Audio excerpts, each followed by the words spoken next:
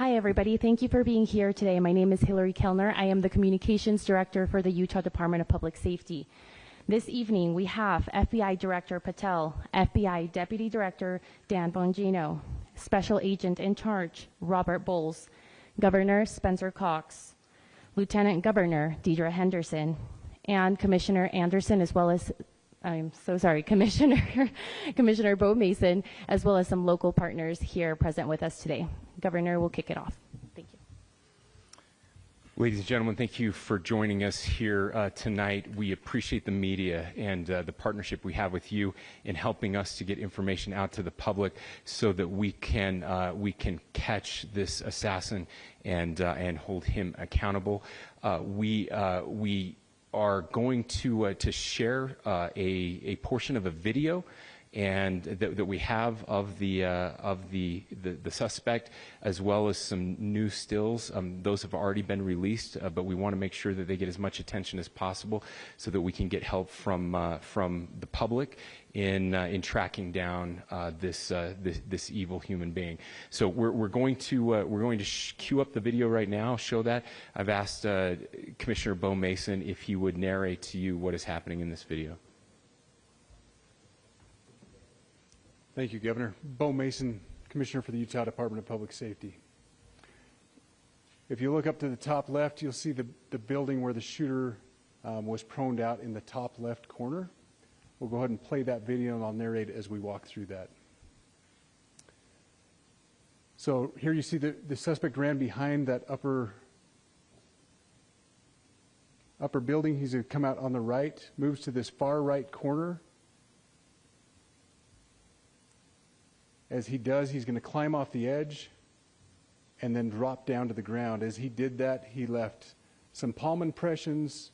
There's some smudges, some places we're looking to collect DNA. There's a shoe imprint where we believe the suspect is clearly identified as wearing Converse tennis shoes. Again, we'll replay that again so you can get another view of that.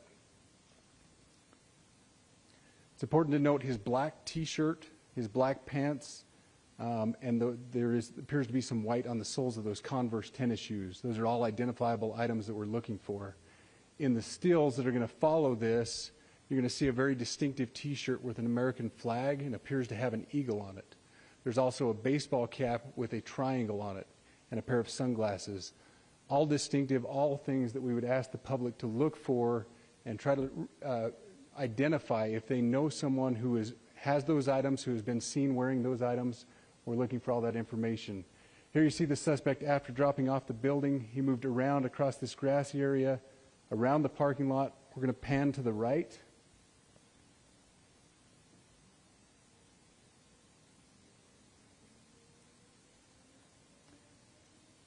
After he crosses the street, this is where he moves over into the wooded area.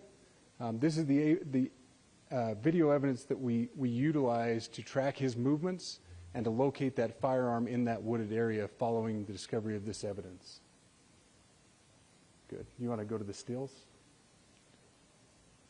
So here's the still photographs I mentioned. These have been enhanced, so these are slightly different than what we introduced earlier. Please pay close attention to the T-shirt. Like I said, very distinctive with that American flag and that eagle. The hat with the triangle and the sunglasses. If you'll go to the next picture, please. The backpack as well. All identifying features that we're hoping the public can help us identify and lead us to this suspect. Next picture. And again, there's a better picture of the hat with that triangle logo, and again the T-shirt. Blue jeans, and you get a good look at those Converse tennis shoes as well. We have pushed these out. We'll continue to push these out, and we just ask for the public's cooperation through the public. The tips that have been coming in are what are giving us our next leads and enabling us to continue to further this investigation. We've had great cooperation from the public, and we're continuing to ask for that as we move forward. Thank you, and I'll turn the time back over to Governor Cox. Thank you so much, Commissioner Mason. I want to thank Director Patel and his team. It's great to have them on the ground with us tonight. We've had several briefings, and he's had an opportunity to walk the crime scene. We appreciate our local law enforcement here. Again, we have Mike Smith, who is the county sheriff here. We have all of our local chiefs of police that are here as well, all working hand in hand with the state and with the FBI as we move forward with this investigation. Now, I'll just give you a little warning. We will not be taking any questions at this time. We're giving you the latest information we have, being as transparent with everything that we have. But I do want to share a couple things that I think are important. We cannot do our job without the public's help right now. The public has answered our call for action. So far, we've received more than 7,000 leads and tips. I would just note that the FBI hasn't received this many digital media tips from the public since the Boston Marathon bombing.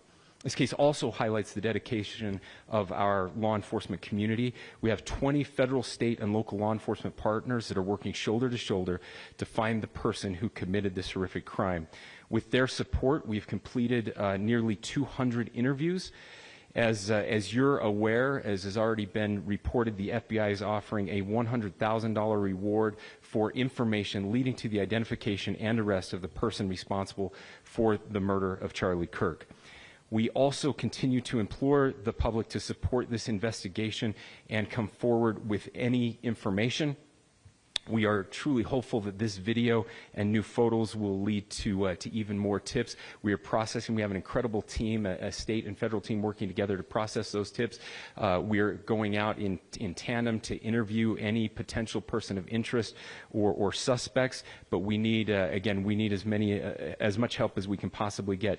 Any videos or photos that you might have, the public, should be submitted to our digital media tip line, which is www.fbi.gov/Utah Valley shooting, all lowercase.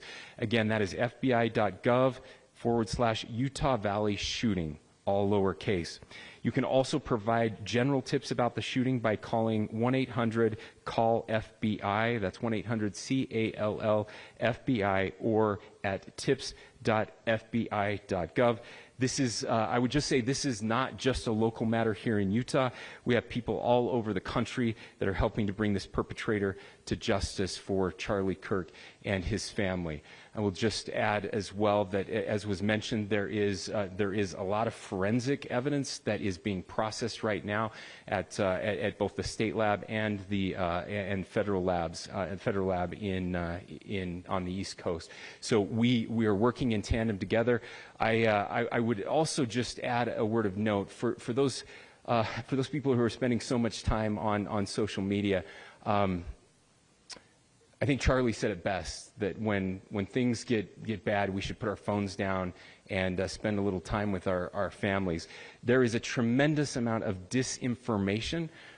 We are tracking our team, the state team, and I'm sure the federal team as well. What we're seeing is our adversaries want violence. China, we have bots from Russia, China, all over the world that are trying to instill disinformation and encourage violence. I would encourage you to ignore those, to turn off those streams, and to spend a little more time with our families. We desperately need some healing. We'll have more to say about that in the days and weeks to come. More than anything, we are going to catch this person. Last thing I will just say is we've been working with our attorneys, getting everything that we need, affidavits ready, so that we can pursue the death penalty in this case, and that will happen here in the state of Utah. Again, to the public, to those who are grieving, thank you for your prayers. I know we are feeling those prayers. I know the Kirk family is feeling those prayers as well. We pray that God will bless our nation at this very dark time. We can start healing by finding this perpetrator and holding him accountable, and we need your help to do that. Thank you.